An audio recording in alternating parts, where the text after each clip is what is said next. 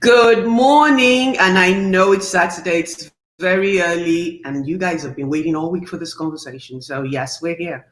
And while we're waiting for people to come on, my name is Moji Solo Wilson. For those of you guys that do not know me, for those of you on YouTube, I don't know how many people are watching on YouTube, but yes, we are on YouTube, and you can make comments, and we'll be able to see you. All I'm asking is everybody be respectful of each other. We're about to jump into new territory for a lot of people, including myself. I'm here learning. Today's conversation is very authentic. It's going to be raw, but I do ask all of you guys. This is not a biology class. We're not asking sexual questions. We're not asking any biological questions. We're asking about human lives. And the conversation today is truly how the trans person, the trans man or the trans woman of black and brown skin, non-black, non-white, I always like to say, how they fare in the world of today. That's what the conversation is about. Understanding what it is to be trans, understanding what transgenders feel within themselves and such, and where they would like to see the movement go. This is Mojisolo Wilson. Hanging with me. I will be right back.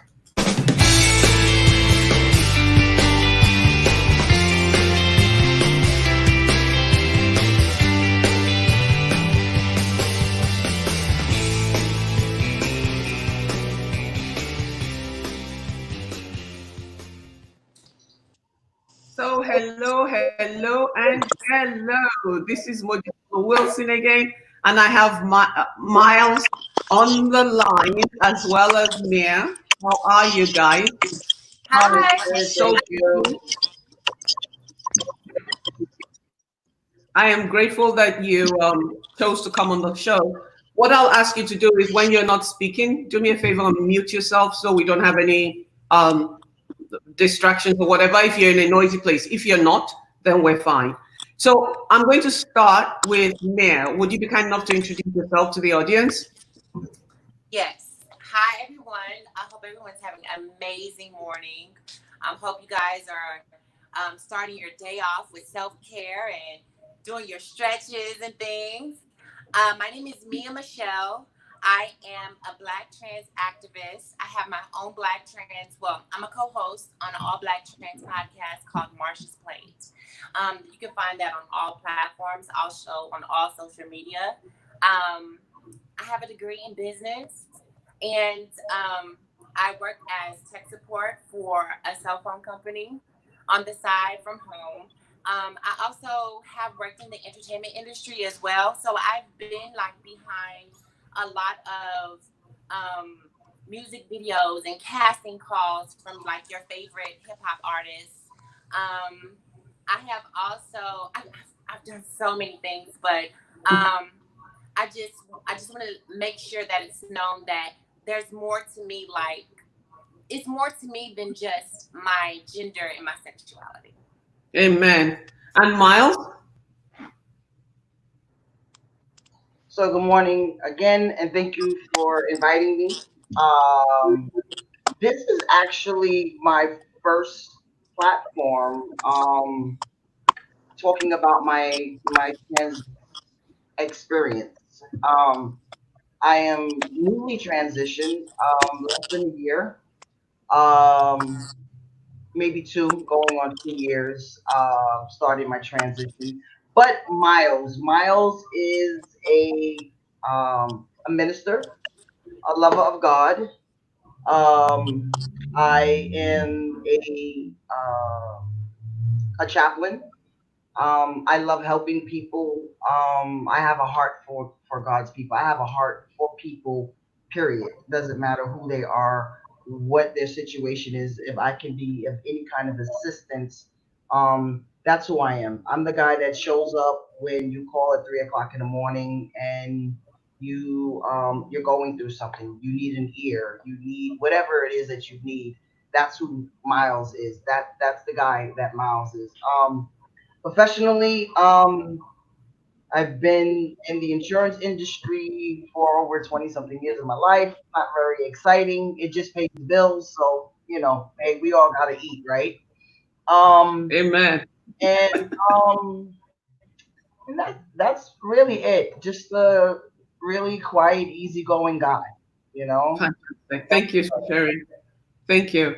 Let's go back a little bit because I mean, Miles, I met you many years ago, over 12, 13 years ago. I Yes. met you in church. Yes. You know, one of the reasons why I do this show is really for the African audience because anything LGBTQ is kind of foreign to us, and we're just discovering it. I'm actually from Nigeria, where being LGBTQ could land you in jail for 14 years. So when I met you, you were a woman, and then you were married. Actually, you were one of. I remember you gave me so much hope because you were one of the first lesbian couples I'd ever met. You have to understand, this is this bush woman that didn't even know there were gay Nigerians. And then this was like 10 years ago, you were married to, you got married to a woman. And I'm thinking, oh, I have hope, you know.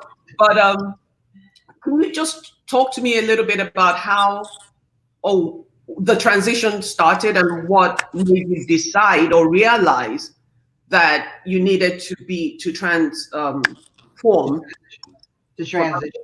Um, transition. Thank you. well, basically, I knew well before 10 years ago that I wanted to transition. That I felt in a inner body experience, being in a body that I felt that didn't um, coexist with who I was.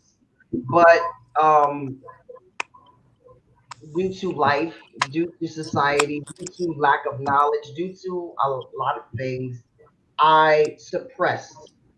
I did a lot of suppression for a lot of years.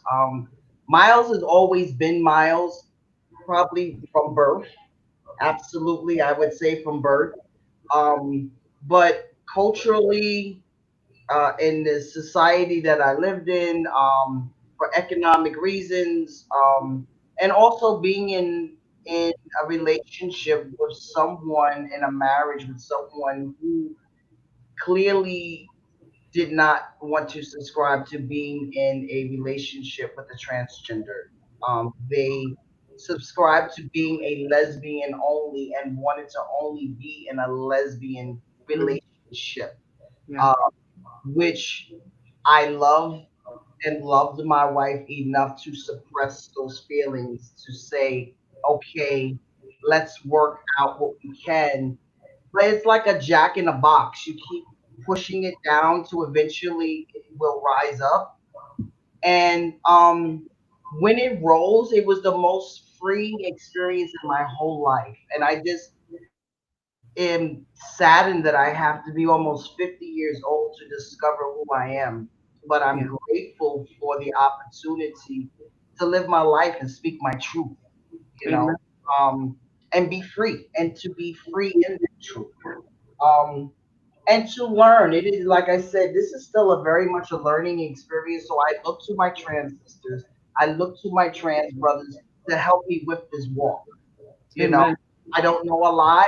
I'm learning. But I know I can just be me. That's it. And this is who I am. Like me, love me, or leave me alone. That's all I can say.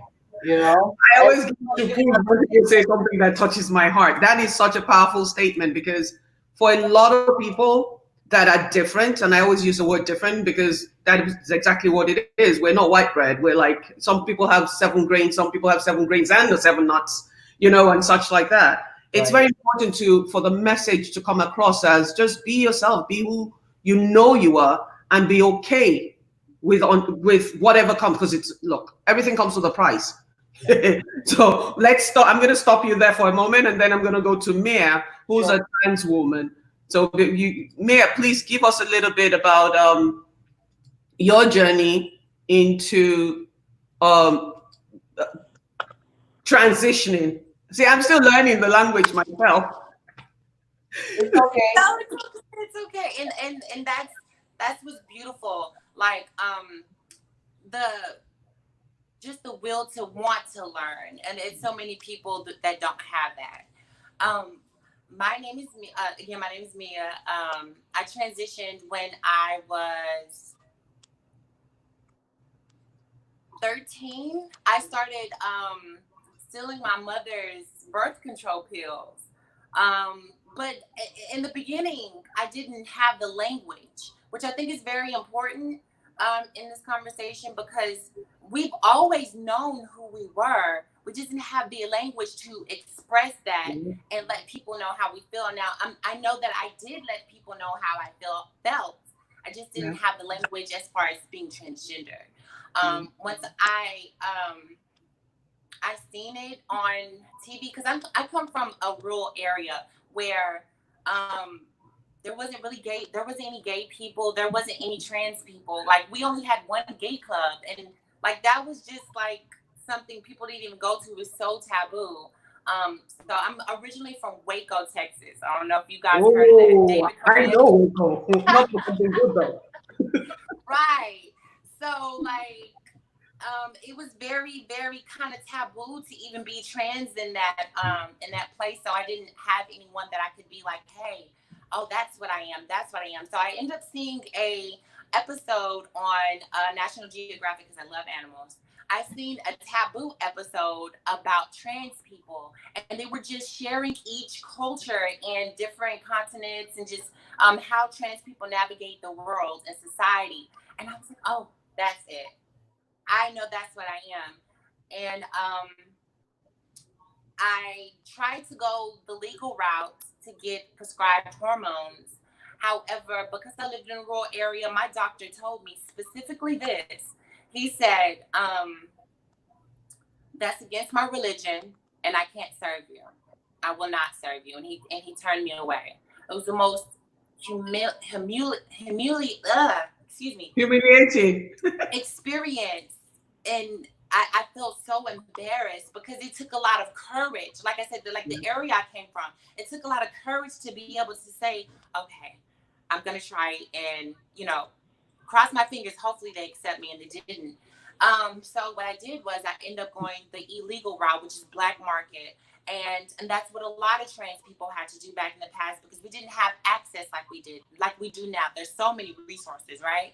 And so I seen a trans woman online. I'm like, oh my gosh, how do you have breasts? Like I'm asking questions because that's how we do in the community, and because we have to turn to each other in order to get help. Well, no, it's not unfortunate. We should have more allies, is what I'm trying to say.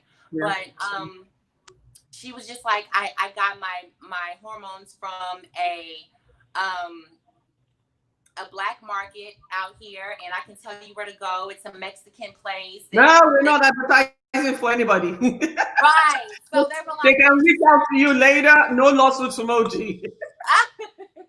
so I got it. I got the hormones, and I started transitioning. Now, I came to Houston and I was able to go to the doctor and get them my hormones the correct way, and make sure that I had an endocrinologist making sure my levels were correct. With hormones, it's statistically proven that it weakens our bone marrow. Yeah. So like literally, my body cracks and stuff. But I had been on black market hormones for so many years, and so that is why it's so important for us to advocate for healthcare for trans people, and because everyone um, deserves healthcare. No one should be denied healthcare, no matter how you define your sexuality or how you present. Amen. Thank you so much. That was such a touching story, really, because I never heard your whole story. I met you at one of the functions that we did with Authentic Conversations with Moji at I forget where, some African library in Houston. And I Yeah. never heard your story, but preparing for this particular show, I had inboxed a few of the transgenders on my page, and I'd spoken to them to ask them the questions. And one of the things that broke my heart the most is the bias that trans people face in the Black community. Hmm. And I could never understand how, for me as a lesbian woman, it took me 40 years, almost 40 years, to come out and to accept who I am.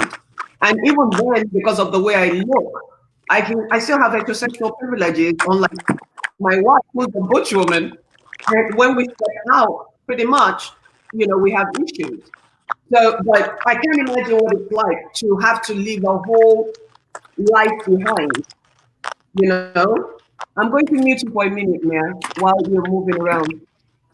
But, I can't imagine what it's like to have to live a whole life and a whole bunch of people, because when I came out, I lost a lot of friends. I lost family. I have 26 brothers and sisters. Only two are talking to me. So I can't imagine what happens when you transition family wise. Would you be kind enough to take that question, Miles? Are you muted? So yeah, so for me, my biological family, my I have a brother and a sister. I am the baby of three, biologically. My brother knew of me being a lesbian woman forever, um, and didn't present to him as a problem. And surprisingly, when I came out to him and told him 2 years ago that I was starting my transition to from F to M, he actually was so happy for me. It was a surprise because we come from a Southern background. Um, both of our parents are deceased, but he's very open minded, and it was I think it was more of my fear of going to him Mm-hmm. than than anything. But once he found out, he immediately started using the proper pronouns, addressing me as brother, just being very accepting and loving. Um, the conversation with my sister hasn't officially taken place, so because our relationship is not the same as my brother. Um, but she does know of my transition, and we just have not had that conversation. Now, I have a ton of brothers and sisters in Christ, and they were my largest support system. They were my set yourself free cheering section, and to me, it was so encouraging and it was so helpful. It was so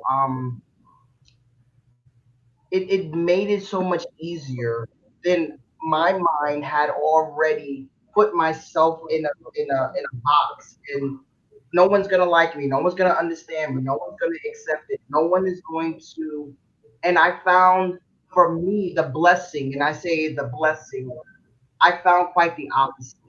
I found people willing to support me, willing to stand with me, willing to help me define things that I didn't understand, questions that I didn't understand, languages, like Mia said, that I needed to understand for myself, doing my own research, finding out, what's binary, what's non-binary, what's asexual, what's pansexual, what's transgender, what's bisexual, being LGBT. Sometimes we think we know, but we don't know. We're living on emotions, we're living on feelings, we're living on experiences only in our own little world, but it's so much broader. Like, I love my trans sisters. My trans sisters need, so I can, at some point in my life, I want to be stealthy enough that no one will ever know my past, that who I was. But for my trans sisters, it is so hard for some of them, and the abuse and the things that they have to go through. Yeah. No one, no one should have to go through it. We're humans. We're people. When you cut her, when you cut me, we bleed one color, and that's red. That Yeah. that's it. Our heart still beats the same. Our intelligence level is still the same. Everything about us is still the same. We're loving, we're caring, we're open people. And we want to live our truth. We want to live to be who we are and stand on our own self worth, on our own self being.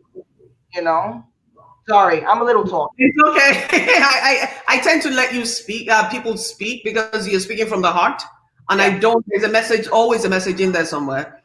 And one of the things that I had to learn and unlearn, I had learned a lot of things that I had learned in the beginning before I started to question this or research the transgender thing, because there's this big pool between for the trans men in my that I know, there's not that much friction inwards, so to speak. And the reason being, a trans, because most people think because you're transgender, it means that you're straight or you're this or you're that. Because then when I went to do research, and Mia, you feel free to jump in at any point. What I went to do when I started to do the research, I realized that it's not just, once you become a trans person, now you have to go through that headache of finding out, am I straight? Am I queer? Am I lesbian? Am I what? Am I heterosexual or even homosexual? So there's like so much transitioning that Right. happens. Because there's I think because people really have to understand that the language, that and the difference. There's a difference between gender and sexuality. Yes. My Boom. gender is I'm a trans woman, Yeah. but my sexuality could be that I'm a bisexual woman, I'm a gay woman, excuse me, I'm a lesbian woman. I could be anything else, but my gender is a woman. I'm a trans woman. And I Thank think you. it's really important to understand because you get a lot of people that say, well, like say for instance, because I have a trans friend. She's a trans lesbian, and all she dates is women. And so people will make comments and say, well, why would you transition to be a woman in order to be with women? And in order to have this mind process as if transitioning is a way to get access to cis women, when that's not the truth. This is who I am, and that's how I'm presenting, and this is just happens to be who I am attracted to as a woman. It's like they So, can't separate the two. The two Right. can't be separated. If they see it as one. It's very important that people out there that are listening understand, like Mia said, that there's a difference. I did a show about sexuality a few months ago, and I usually do it once every 2-3 months because there's a lot of people that don't understand the different sexuality and how the levels or they don't even understand the binary, and they don't understand that you can be on the cusp of one and not be totally into the next level, if that makes sense. So when we talk about trans women, trans Black women have always had a hard time, as far as I know, and please correct me. African American, they have always had a lot of what? hard time. They've been given a hard time, usually in the Black communities. Yes. Because me as a gay woman, and I say it and I have no shame, I get along with more white people being a lesbian woman, no offense to my Black brothers and sisters, but they seem to accept me a lot more. Like they're very open-minded and such. And in the African American community, in the Black community altogether, trans men don't get as much flack. They do, but they don't, if that makes any sense.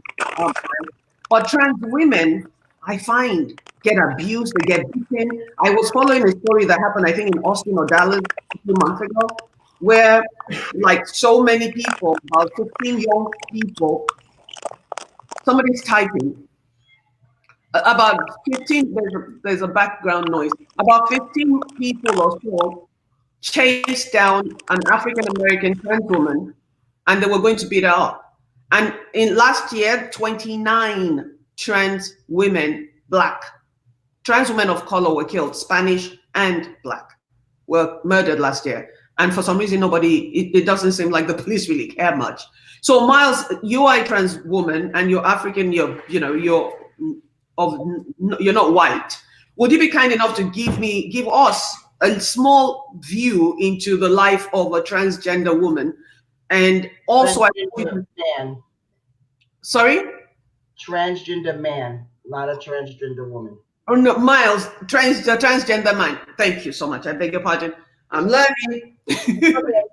And then Miles, it's gonna be your turn. Go ahead. Okay. So you want to, can you Do you get harassed as much as a trans woman? I wouldn't say harassed. I'm in the very beginning stages of my transition, so for me, like Mia said, I'm finally have my T levels at a certain level. My voice hasn't changed too much, and I don't know if it will. So sometimes when I'm speaking to people, if they don't see my face, they'll misgender me. Yeah. If I I am not of a physique yet of a stealth man, so a lot of times I will still get misgendered as female. Um, it bothers me, but it doesn't bother me. And when I say that, I sometimes I know that some people, um once I correct them, and I'm learning to correct people. I'm Mhm. learning not to be disrespected, and I find it as a disrespect. I find it as, if I have asked you, my pronouns are he and him. I refer to he and him. Please don't say sis. Please don't say she. Please don't say my former name. Please respect who I am, and I will respect who you are. And I find that if I'm in a situation where people are just being ignorant, I don't tolerate it. I will correct you, and I will move on. Listen, you're not that important to me that I am going to try and change your mind. You are Yes. who you are. You have a right to be who they have a right to be who they want to be. I can't Totally. change them. I can stand on the grounds of who I am, and who I am is who I am, and I'm not going to change that for anyone. Yes. Whether you agree with it or not, I can educate you, but only so much. But I can only give you so much. I can't make someone do something that they don't want to do, sis. And that is, I am getting ready to enter a world. I'm searching for new employment, and when I've been with my company when I've just been let go, but I've been with them for 5 years. I am the first transgendered person. They had no idea what to do with me. We went to the higher ups in California to try and figure out how sensitive they needed to be with my transition. I came in as a gender mark as a female, and now my gender marker is a male in the workforce with a company that is WAS, Mm. right?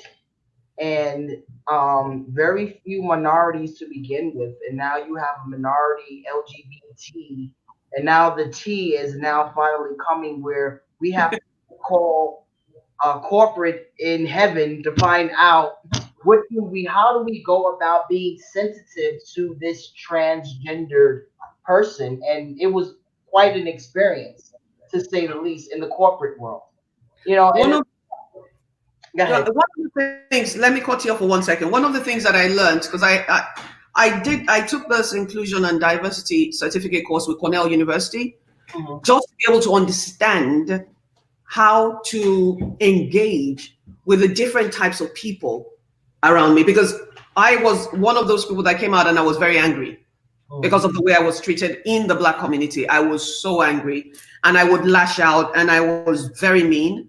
And then I got to the point, and thank God I'd gone to the same church that you were, where I met you, and I saw all types of people, Yeah. straight, gay, I always say crooked because those are that are in between that don't really know. Um, Name it. We were all there serving God. And I don't, for me, if you're a good person and you don't believe in God, that's your own business. Just be a good person. Um, but it helped my walk a lot. Yeah. And it helped my walk a lot. And one of the reasons why I took that class is exactly what you're talking about. Because in corporate America, they all want to be pro LGBTQIA all the way to Z, but they have absolutely no idea what to do with us once we get there. Because you'll find that in the dining rooms, people are talking about my husband, my husband, my husband, and they'll turn to you, me. I'm a lesbian. You know I'm a lesbian, and you ask me, how about your husband? Really? I don't have one. I have a wife. So correcting people has always been something that I always tell people you should do, because a lot of people don't know and it's not intentional. So, like you said, correcting them, yes, but then moving on, because you're not going to waste your life trying to re-educate somebody that has no intentions of being in 2020, so to speak. Right. Um, I mean, you can't change people. I can't feed you something you don't want to eat. Definitely.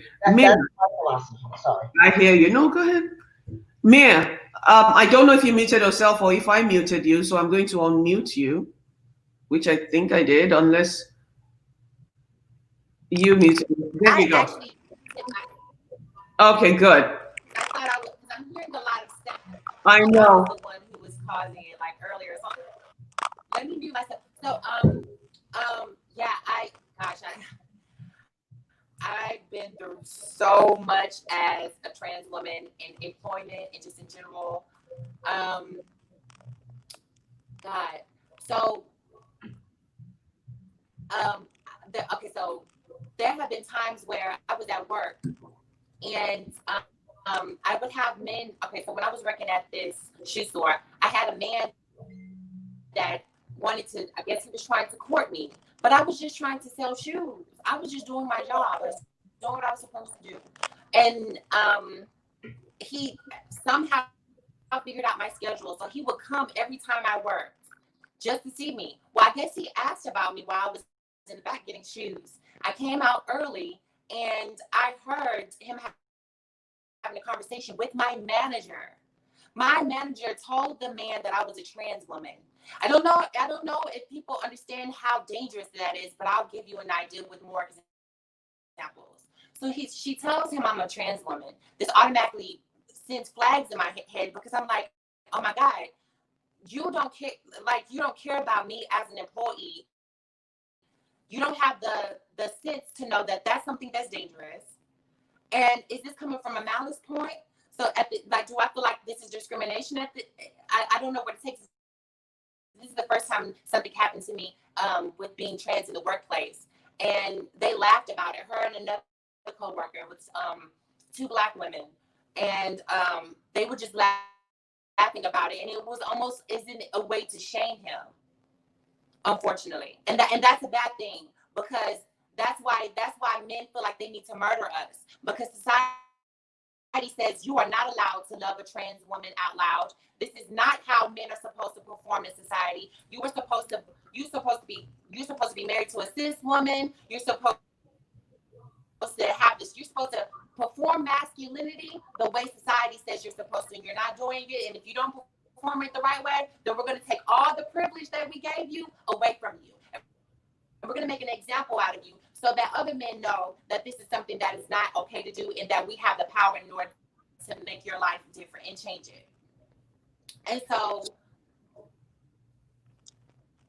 that's horrible. So I had another incident where I was working at Walmart.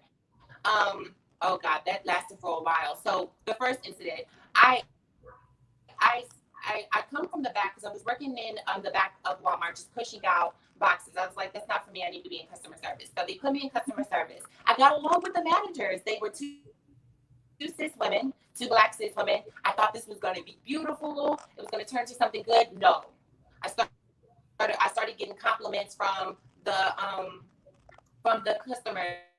The men started complimenting me, and it turned into them being okay with me to them not being okay with me. Then they published at the time I didn't have my legal name change and my gender marker change, which is very important for trans people to not be discriminated in the workplace. It's important for us to be able to do that. And I didn't have it done at the time, because in Texas it's very hard to do something like that. I have to go to Austin. There are many places that don't allow us to change our names and gender markers, which is very important. So she published my dead name on the schedule for everyone to see. Now, if anybody's worked at Walmart, you know that you can go by nicknames. This is not something that they have to do. This is not something that mandatory. Now, there are some companies that say, you know, this is what your name's on your ID. This is what we have to publish. But then some companies have a little leeway, and Walmart was one of those. I told her, why would you put my name on the schedule? And this is what she told me. She said, if you wanted your name to be changed, then you should have changed it. And that's what I'm putting on the schedule. So let me stop you for 1 second, yeah? Let me stop you for 1 second. Margaret is asking, my wife is asking, do you think heterosexual men perceive trans women as a threat and are more accepting of trans men? And if yes, why? There's a lot of background, and it's yours here. Your headsets on? Perceive trans women as a threat. Oh, well, yes, of course, because I'm coming. Society says that I'm coming from a place of privilege and going to a place that is not privilege, which is a woman. I'm coming from a man to a woman, so that it doesn't make sense. However, because I am AMAB, I'm a threat and I'm taboo, and people don't understand. But because a trans man is AFAB, which means assigned female at birth, some men still don't acknowledge your manhood and still view you as a woman, just like it's a little bit more acceptable in society for lesbianism than it is for gay men and for trans men. You still kind of have that hierarchy of who can do what and who can't, because you see girls in the club like kissing and trying to like play this narrative for men's pleasures and for their viewpoints. And it's okay. In some cultures it's okay, and some it's not, right? And so that's why that's why heterosexual men perceive trans women as a threat. And also, what is very confusing to me, they get upset once we tell them that they're trans, that we tell them that we're trans women, because they're attracted to us, as if we deceive them. They get upset at us for them being attracted to us. That makes no sense. How are you mad at me for you being attracted to me? But it's because you have to do the work within yourself, the homophobia. And once you do the work within yourself, you'll know that it doesn't matter how I display myself. It doesn't matter if you're sitting right next to a gay person, or you're sitting next to a lesbian, or you're sitting next to a bisexual, or you're sitting next to a trans person. You wouldn't care because you know who you are on the inside. Let me ask you a quick question. And that's what a lot of people need to work out. How do you Go ahead. How do you as a trans woman feel when you hear lesbians say, I don't know what your sexuality is, but I've spoken to a few lesbians in doing this show. There's a lot of, can you put on a headset, Mia, if you have one? It'll take away all the background noise. Can you hear me? I'm sorry, I can barely hear. Can you put a headset on? Headset on? Okay. Yeah, it'll make it a lot better. It'll be so much better. You know, one thing I've heard when I interview people, lesbians, and I'm talking about butch, I'm talking about femmes and everything in between. I spoke to about 10 women because I'm in a group for married lesbians, and I posted the question. And from what they answered, I would inbox them and call them. And I asked about 10 lesbian women, I said, would you ever date a trans woman? And only about 3 of them said yes. And I said, and then they asked me. One of them asked me, and I'm like, I'm married. And that was my cop out, because at the end of the day, I never even thought about asking myself such a question. So then, I went to my wife and I said, somebody just asked me if I would date a trans woman. And then, and one of the things I said to her was, add to the stream. One of the things, then I went back to her because I had to pray and I had to think about it, because I'm asking something of others that I didn't even think to answer myself. And when push came to shove, I realized that I'm just as ignorant as a lot of people, because for me, it's a spirit I of a don't know person. if you guys can hear this, but I may need to leave and then come back because I can't hear anything. Really? Okay, so come back into the studio. All right. So anyway,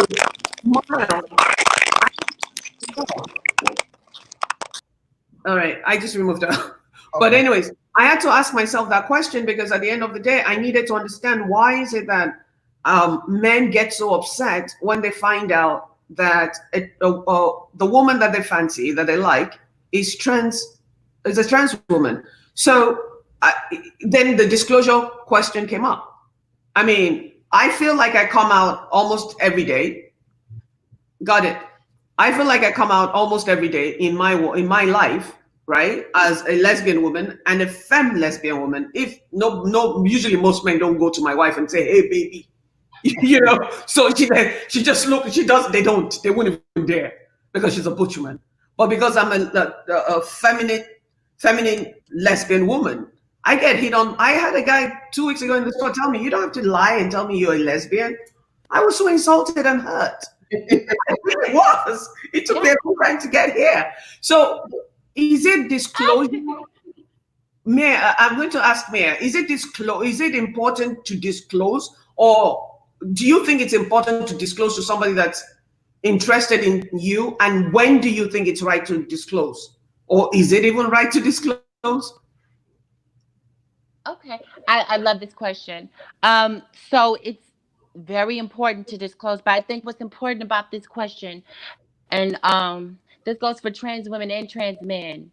Um, you need to know. You have to. If you don't have a gift of discernment, if you're not able to tell if somebody is good or bad by because I pay attention to body behavior very well, and just communication, and there's just certain things that I pick up from people where I know this is not okay, I shouldn't tell them, but not that I'm tricking them that this moment isn't the time. There have been trans women that have been murdered right after they disclosed that they're a trans woman. Like you said, you've been in the store, you've told men. I get hounded. Like, men literally follow me and stalk me, and like that is something that I used to do. I used to say I'm a trans woman just for them to leave me alone.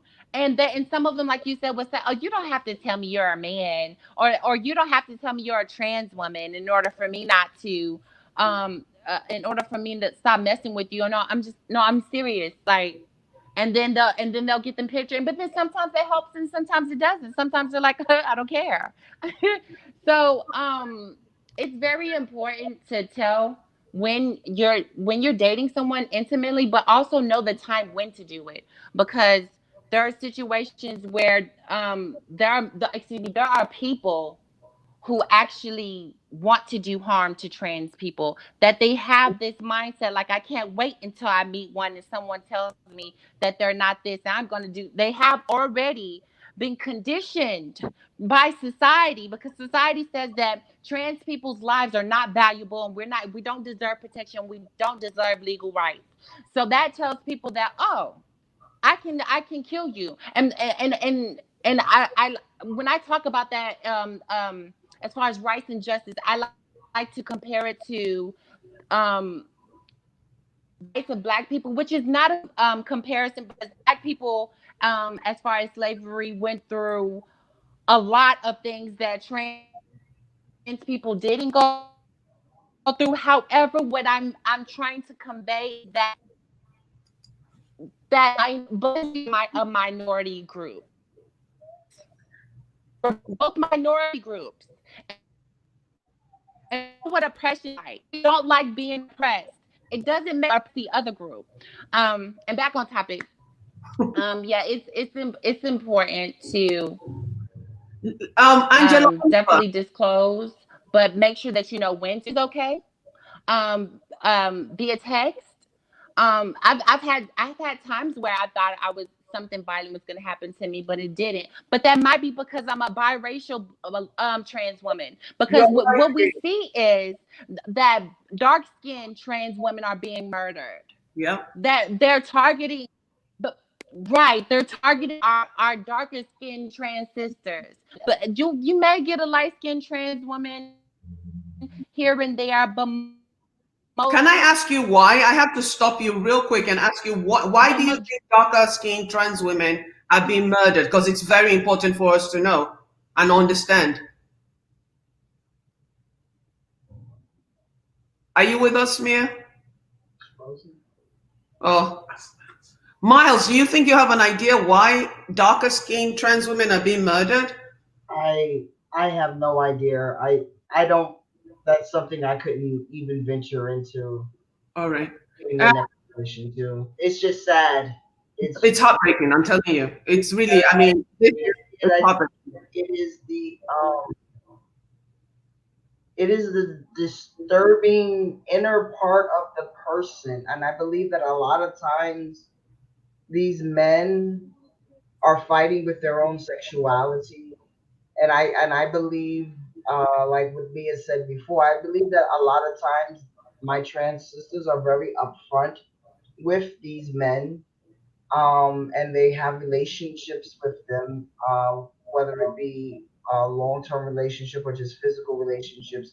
And I think the internal battle that is going on within, um, the men, the cis men,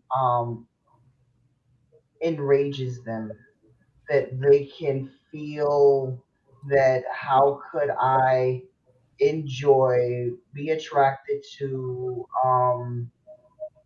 and it is because years of conditioning, years of, Yeah. and I find, I was gonna jump on the bandwagon with the police or with these things that are happening. I find that our trans community is treated very differently. If an if a young black gay man or a young black lesbian woman is injured or hurt, I feel that the sensitivity training that is given to our officials or given to our law officials or law department is quite different. They are a little bit more accepting. And then when it comes to my trans sisters and my trans brothers, um, it is almost like we're a separate. We're all in the same alphabet, but we're not. Yeah. That's the I that's the disturbing part. Like we need to be protected too. Like we need the same, to feel like we're underneath the same umbrella as the L, the G, and the B, and the I, and the Q, and everything else. But it seems like a lot of times it is a big separation of the two. Do you think this is a very honest question, and forgive me if it comes out really crass? Do you think LGBTQIA all the way to Z should be under the same umbrella? Because when I look at it, it's like there's an issue with trans women and lesbian women that I get a lot of whiff about. I don't know I've been, again, I do a lot of research, I listen to a lot of talks, I read a lot of books on the issues. And what I'm hearing a lot of is that the trans women are trying to erase out, and you probably can't even address it. I hope Mia comes back in. But the trans women are trying to erase butch lesbians or lesbians in general because they don't like the word cis, which differentiates a cis woman from a trans woman. So trans women are allegedly fighting, and I have to say allegedly because they don't have a representation here at the moment. Right. They're fighting for the right to be just called women. And I Yeah. found it insulting. Let me just finish this real quick. I found it insulting when I went to my doctor, who is LGBTQ friendly, right? Oh, I'm glad you came back. Let me just ask you, the headset, we're going to be quiet now because this is very important, this piece. Um, Okay, so I was saying to Miles before you came back in that, I find that there's a struggle between the lesbian community and the trans women community lately. And it was the lesbian women that fought for the rights of the trans women in the very beginning. Now, I find that a lot of the female lesbian activists are saying that the trans women should keep the trans word in front of the woman part so that it differentiates the cis woman from a trans woman. And then when I went on social media, on YouTube, and listened to a few more talks, a lot of the trans women that are out there that are very prominent are saying no. We just want to be called women. What do you think about that issue? Me specifically, Yes. I think that okay, so here's this. There are and to go to what you said, Miles, you made a statement earlier in the live. You said that you want to you want to go into your manhood and you want to become stealth and you don't want no one to know. There are people who want that, and and I'm not speaking on your experience as far as what I'm about to say, but I'm saying there are people who have dysphoria so much and that they don't want to be associated with transness. They just want to be in society and be accepted. They don't want to have to explain being trans. They just want to be, right? And I get it, you know, for the most part. And I get that, you know, there's a privilege that comes with that. You don't have to go through with your cis brothers and your trans brothers and your trans sisters have to go through, because they're being vocal and they're putting their black trans bodies on the forefront against violence in the community. But me specifically, I don't care. There was a time where I was just like that. I didn't want people to discriminate against me. I just wanted to blend in and just forget everybody. And that I had to learn that inside myself specifically, there was a bit of transphobia, because I didn't accept myself in totality. I felt like in order to transition, you can't be half. You have to get a sex change. You can't have 1 foot in and 1 foot out. In order to be a full woman, you have to have a vagina. But that is transphobia, because my womanhood should be just as valid with or without what's between my legs, because you don't see what's between my legs. But when you meet me, you meet who I am in totality. And I give the choice to decide whether or not I want to let you know. It's not okay for you to ask me what's between my legs. It's not appropriate. So I had to go within myself and say, you know what? I'm okay with who I am. I love who I am. My trans woman body is beautiful.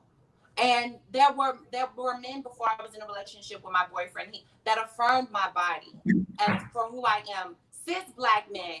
And now my boyfriend of 3 years, a trans black man, he affirms me as well. So it's important to do the work within yourself, like I mentioned earlier, to break down those social constructs and those conditionings that you got conditioned before you transition. Because when you transition, you don't change into someone else. You're becoming who you are. So who you were before and who you are becoming are still one. It's just becoming your authentic self, because a lot of people that I speak to, like Miles said earlier, that he always knew who he was. It was a matter of society not allowing him to transition into that person. And he said he felt freest when he was able to step into that skin that was originally how he's always felt. Now, I wanted to make a point and say that I'm one of the trans women who are okay with being a trans woman. I do want to separate the two, because there is a difference. I don't have ovaries. I've never experienced what it's like to have a period. I wasn't conditioned as a cis woman. I was conditioned as a cis little boy. I have more privilege than my cis sisters. My experience is different. However, my womanhood is not deniable. Amen. Amen. Absolutely. And I like the fact that you acknowledge the work of a cis woman, because I think that's part of the problem, because the erasure of the walk, that painful walk of being second, third, fourth class citizens all over the world, it doesn't matter what planet or what country you're living in, it's still the same. You're not, there's patriarchy and there's misogyny and all that stuff. We're going to come back in a few, we're going to go back to the question which I've been trying to ask, which I want to ask rather, which is about the privileges that comes from both sides. But before we do that, let's answer this question that says, or a comment that Angela Oliver says, when we're talking about when to disclose to someone that you are trans, and Angela Oliver says it depends the intention of the relationship to dictate when the discussion should be had. Because if you're just hanging out with people, I don't think it's their business. If you're just coming to chill at if we have a cat at home and you come, it's nobody's business if you're trans or not trans. But I think if you're going to be in a relationship with a person, and it's going to be more than just a platonic or friendship or courtship, and it becomes a little bit more intimate, and I think at that point it's important to speak What do you guys say, Miles? You go with that question. I think, as my trans sister said, we are more than uh, what uh, what sexuality, what sexual part we were born with. Yeah. Okay. I have a brain. I am a human. Mm-hmm. I am a person. I live and breathe like everybody else, right? Um, if we are not getting into an intimate relationship, it should not matter. I am a decent human being. That's Amen. how I like to view myself. I like to associate myself with other decent human beings, and I don't care what they're carrying or not carrying. Amen to that. Nice to me, I am nice to you. At the end of the day, really, I wish that people would step aside from gender and just see the heart. Yes. And Amen. I know that sounds really corny, but it is so true. It I is see that. so true. Like, I always say this to someone. I say, you're a parent, right? And so you know, if your child was sick and it had a rare blood type, and you went to the blood bank, when you receive that blood from the blood bank, do you say, is this blood from a trans person? Is this blood from a gay person? Is this blood from a cis person? Oh, transgender? My child is dying. No, I'd rather have them die than put that blood into my child to save its life. But why? I don't understand the thought pattern, how people look at someone and automatically can judge and put them in a heaven and hell. It's the conditioning. Just It's the it's just conditioning. You're so conditioned. baffling. Yeah, it's the conditioning. The little white children aren't born racist. They're conditioned to be racist. When you see children at the playground, they don't say, "Oh, I can't associate with this little black boy, this little black girl." No, their parents teach them these things. They teach them that. And okay. So let me say this also, before I get into what I'm saying. My mother is French, and she's white. My father is black. He's Native American and black. So I don't hate white folks. I just hate hateful white folks. So let Amen. me finish what I'm saying. Um, they are taught. You're conditioned to be this way. You're conditioned. I know we're in the black community, like you were saying. I think I'm gonna mess up your name, Moji. Yeah, that's me. That's Ah, good. I said it right. Okay, so Moji, you said earlier that you have the hardest time within the black community, Yeah. and it's true. We all know. We've all seen probably someone in some type of form discipline a child for being too gay, or try to chastise them because, or chastise a little boy because they feel like they're being too feminine, and silence them because they're vocalizing too much because they feel like that's a part of femininity, or make a little girl wear her dress really, really, or dress her up all the time and don't let her go play and do the other things, and keep her in areas so that she's not able to explore like the boys are. And I do understand that that is a way of protection, because there are predators, but Hmm. it should go both ways, because there are predators for little boys as well as there are little girls. So I hear you. like I said, there are conditionings to how you're conditioned as a child, and that's the reason why people are so hateful. And they need to go, like I keep saying, you need to work within yourself and undo those conditionings so that you can That's be a better person. that's why these conversations are very important, because a lot of times you'll find out that it's ignorance.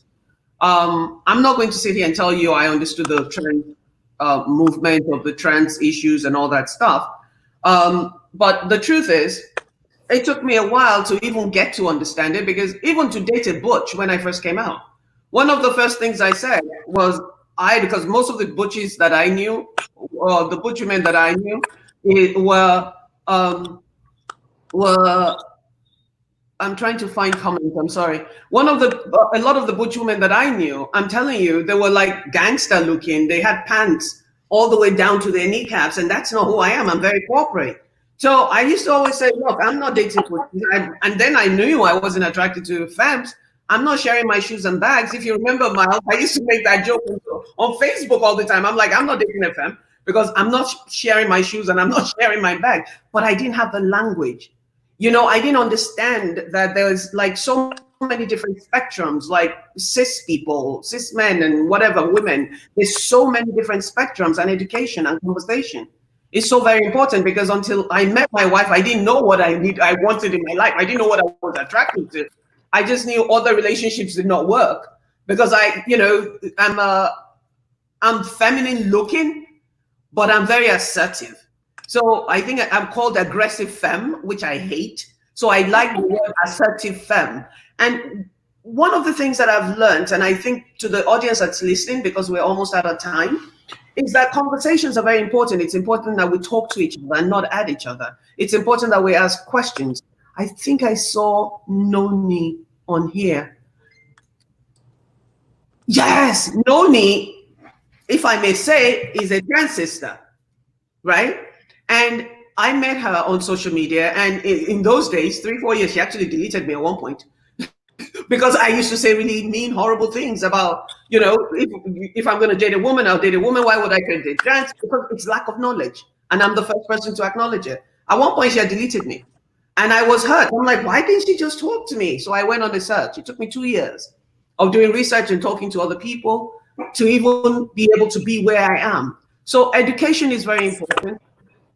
Talking to people, educating yourself. I mean, University of YouTube is free.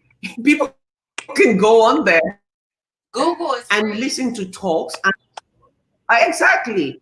And listen to talks and talk to each other. So Noni Salma said, disclosure should be personal.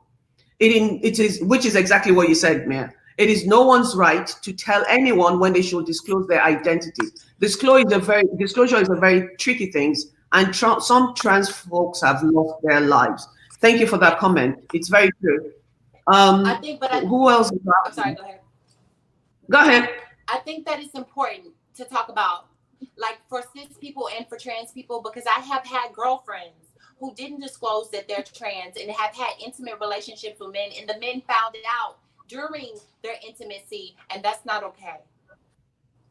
Thank you for clearing that up. And which is what Phil Patterson said, which is, if you think you were born in the wrong body, then good for you.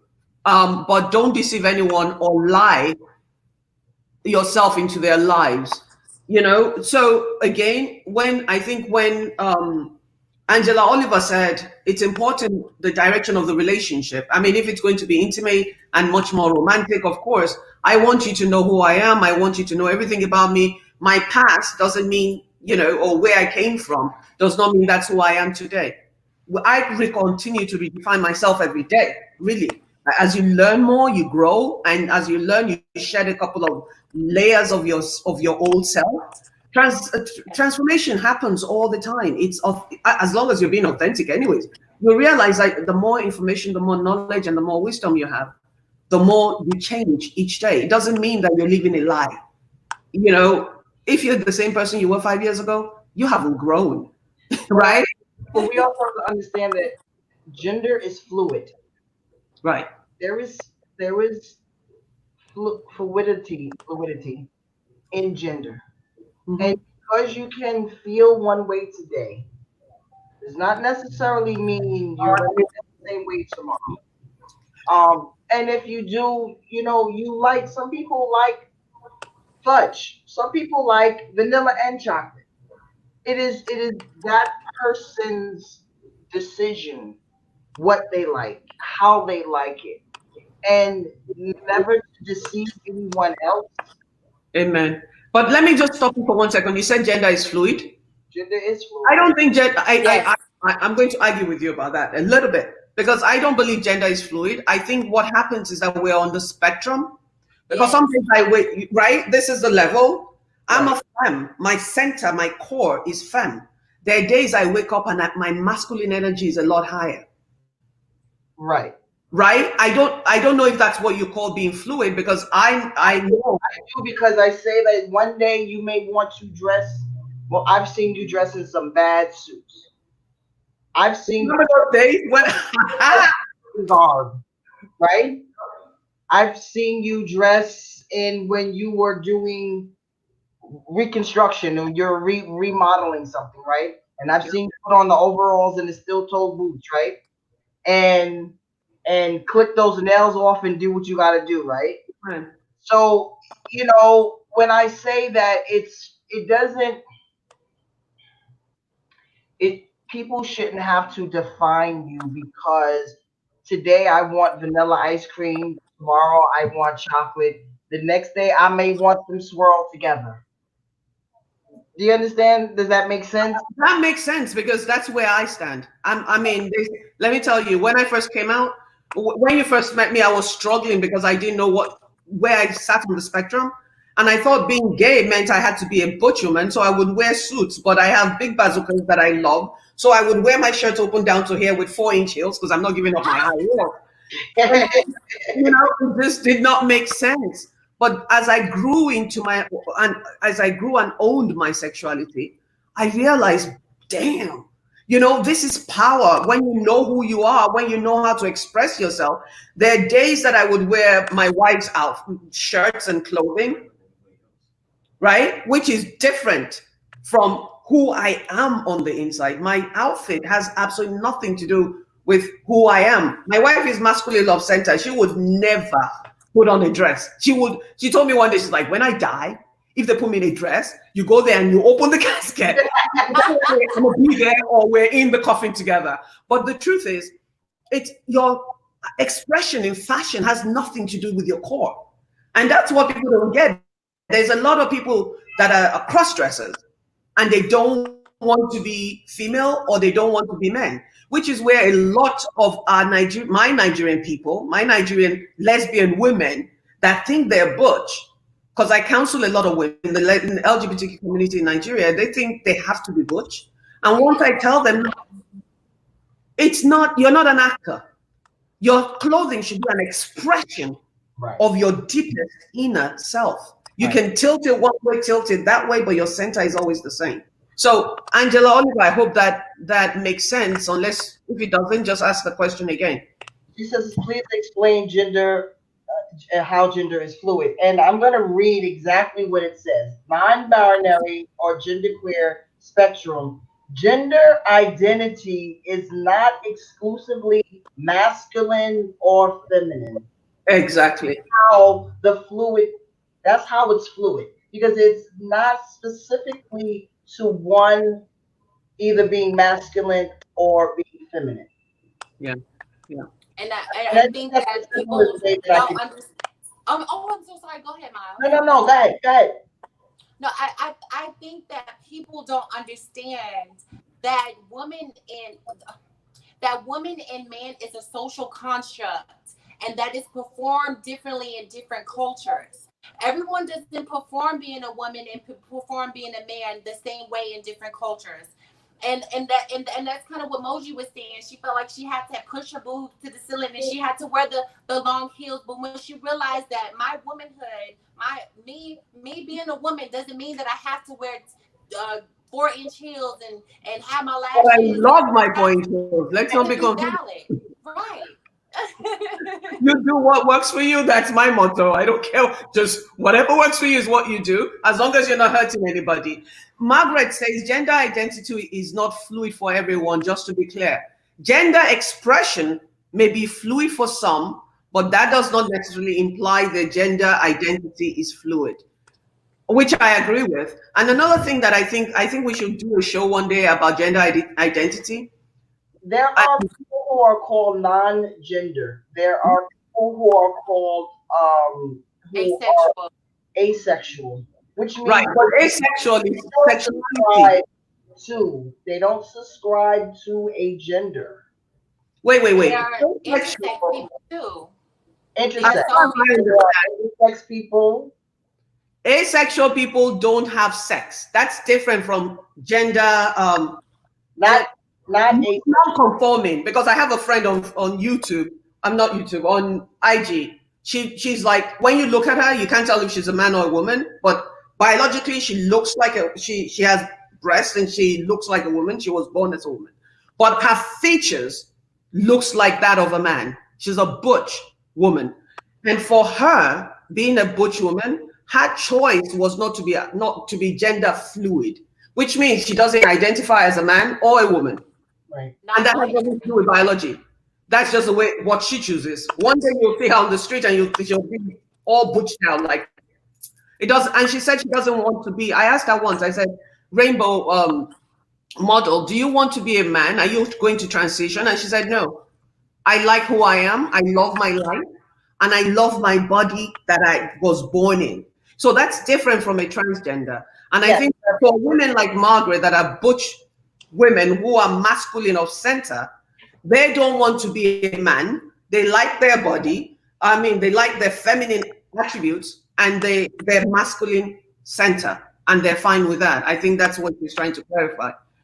Well, like, and it's the same thing with gay men. Like, people confuse being a trans woman with a cross-dresser. There are gay men who are comfortable with being a gay man, a cis man, but they just like to put on some hair or some makeup or some lashes. And because people don't know what the true definition of being trans is, they confuse the two.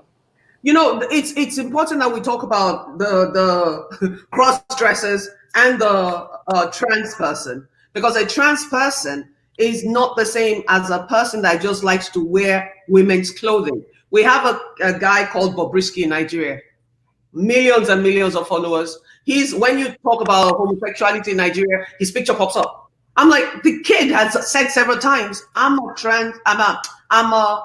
cross dresser. So many times, but because people are not educated enough to understand the difference, that's why we continue to have authentic conversations. Anike Adekoke says, "Do I have to look butch?" I don't know what that question is, but I'm going to think I'm going to. No, you don't have to be butch. I mean, I'm not butch. I love my femininity. I love my high heels. I love my heels, and it's what's on your core, on the inside, that determines who you are. It's not even what you look like, you know? Like, how do you feel? How do you feel? Do you feel like exuding femininity? Do you feel like exuding masculinity? Then do it. And they are just as valid. Do you know, I found out the other day, Miles, that we have heterosexual butch women? I never knew that. I always thought every butch woman had to be a lesbian. I found out the other day that there are heterosexual butch women. So the spectrum is really, really, I mean, it's all out there.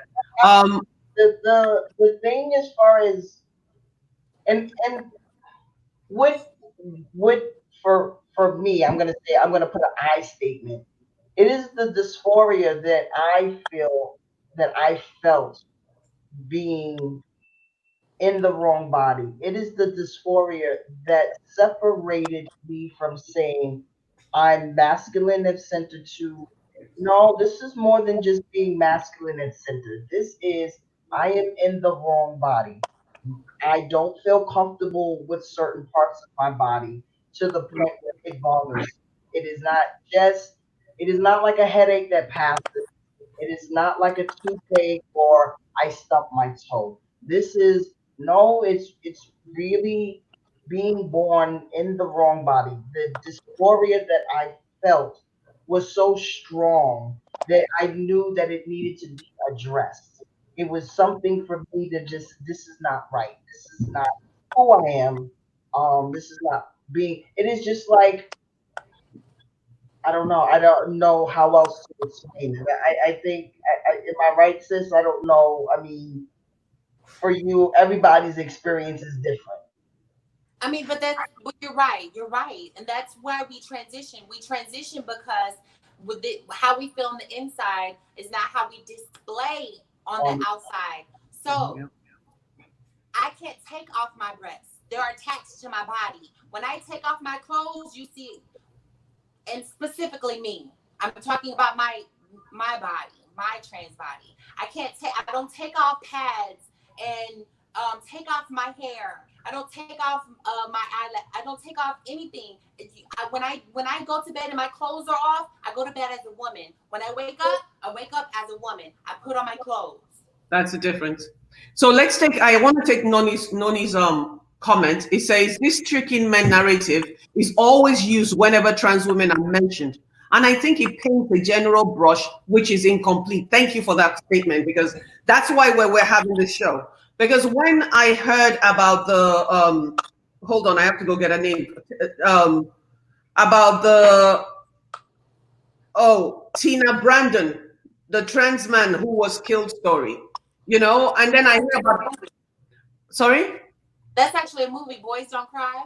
Yes. Oh, that was many years ago. And then when you listen to the rhetoric out there, it's always the trans black women and never tell. And then I'm like, wait. And honestly, I posted a video in a room, African LGBTQ, a group that we have, and I posted the video of a man shoving a trans woman out of the car, literally shoving her out of the car, because told him that she was trans. They had been dating for a minute. And I didn't understand it. My heart, I was in tears. I was crying, and I just wanted feedback. And it breaks my heart that this narrative all the time is used as an excuse for evil people that would be evil no matter what is around them or going on with them. They are just hurtful people. Because even if it was, for me, if you're attracted to a human being, it's more than this. It's more than the packaging. It's also the spirit. It's their essence, that you're attracted to. So if you can hurt somebody you claim you were attracted to because now you find out something else, it's despicable. We need to stop this narrative that keeps going around in circles, that trans women don't disclose who they are. Nobody, if God forgive me, and it's not something that frivolous, I wear wigs. Everybody knows that because I talk about it now to take my power back, right? Because I have alopecia and it's my choice. I can make myself bald, but I don't. One of the things that I did when I started. I hope I didn't offend you when I said I take off my hair. No, I'm not. Honey, I'm not that sensitive. Trust me. I'm not. So no, I'm not. It does not bother me. That's why I talk about it, because for me, once I put something out there, I'm taking the power with you. So when I started dating my wife, people see me change my hair every other day. I do my own braids. I make my own wigs. I do all that. Before we got to the point where we were going to meet, after talking on the phone and having dinner on Skype and all that romantic stuff people do when they live far apart, I took a picture of myself without my hair and I sent it to her. And the first thing she said to me that day, she sent me back a text saying, ha, ha, ha, and you really believe that I think you have that luxury? You're Nigerian. And that was it. So for me, I don't think anybody has a right to know about anything personal until we're ready and we're there and we're going in that direction. And then they have a choice to walk or stay. But don't push somebody out of the car. Don't shoot them because you don't fall in love with their spirit, right? You don't fall in love with their mind. You don't fall in love with their brain. You're not attracted to the whole being, but you cannot deal with you as a human being that has now fallen in love with or fallen in like with another human being because they don't come in the package that you believe that they should be in. And for me, if I love you, I don't know about anybody else, but if I love you, I love all of you, because we're not, look, all my jawline is falling. I keep telling my wife, look, let's tape it up. Things go south, they go north. By the time you get to a certain age, we won't even recognize each other because transformation happens as we go each day, like a butterfly. So when we talk about the LGBTQ community, we have to become a lot more supportive of the trans African American, Black trans people. We have to be supportive of the trans men and women because we're all the same. And if I'm wrong, and I asked that question not to be insulting earlier, if you guys thought we should be under different umbrellas, I don't think you answered me. When you say different umbrellas, what exactly do you mean? Could you clarify LGBTQIA. Some people are trying, and I say some people, I always have to say some people because it's not all of us, but some people, I go to a lot of LGBTQ meetings, and some people are arguing the case that lesbians and gays should be under one umbrella, and then the Q and the I and the T should be under another umbrella. And I'm like, why? It didn't make sense to me. When you think about that, when you think about think about the place of privilege that those two communities have in society versus the other ones. What that message is sending is that our place in society is more important than yours, and that I want to keep that privilege, and you fight for your rights over here, and we're gonna fight for ours. And that's what that's saying. I also want Moji. I wanted to talk about the reason why men decide to discriminate us and against us and kill us and say that they didn't know. It's because society says that our black trans bodies are not valuable and that we are disposable, and quiet as it's kept, the black cis men, the black straight cis presenting men that are killing us have been in intimate relationships with us before they kill us, but they tell the media that, oh, I didn't know, they tricked me, because that is what people stereotype us as. They stereotype us as demons of deception. And every time you hear about our deaths, if you go underneath the comments, you always see this. Oh, well, they should never tricked anybody. But the T is that with never tricking anybody, because we know that we can get killed for that, the women are telling men up front. Now, I did say that there are women that are not, but for the majority, trans women are telling men that we are trans and we're being intimate with them, and society is telling men, as I stated earlier, that you cannot do that. That is not okay to society. That's not okay with society. So they are murdering us to keep that place of privilege. I appreciate that very, very transparent comment. We've got about oh my God, we're like 90 minutes into the show almost. So I'm sorry it took so long. We could be here all day. But I'm going to ask you guys to come back on the show another day. And I'm going to like to have trans women, trans men, gay man, effeminate, butch gay man, butch women. I'm doing a series for the whole month on every Saturday with the LGBTQ community. The reason I'm doing that is there's beginning to be so much division in our community, and it's heart-wrenching. And a lot of people are being hurt.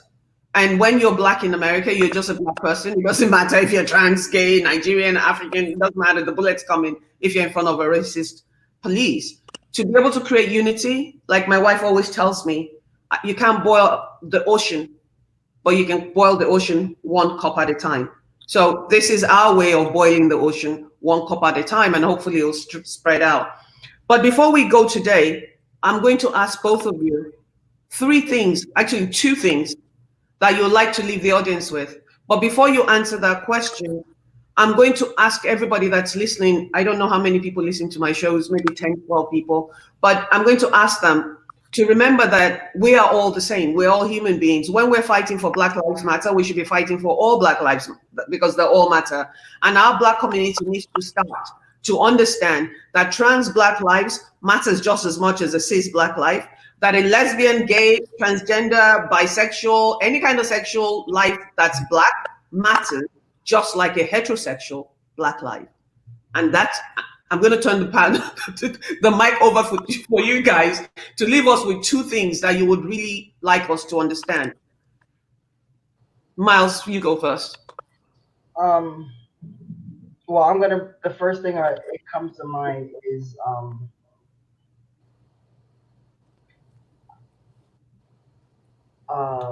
the Bible says, John 3:16, that God so loved the world that whomsoever. And I believe that we are created as whomsoever. Whomsoever doesn't come with a gender. It doesn't come with a he, she, it. It comes with just that. Whomsoever. I believe if we can love each other and whomsoever in a world, no matter what your social construct is, no matter what your economic, social, whatever it may be, if we can learn to love from the heart, love your brother and sister from the heart, wherever they stand on the racial scale, on the sexuality scale, gender scale, if we could do that as a world, we would be a much better place. I only really have one thing to say. That's okay. That's good. Thank you. I appreciate that. Mia? The the first thing I want to say is that first off, I'm gonna say thank you, Moji, for Yes. opening up this conversation because it needed to be had.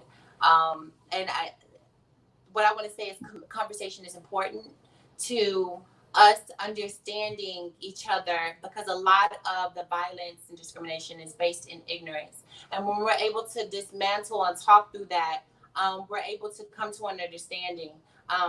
Communication is the starting point, but communication should lead to action for change.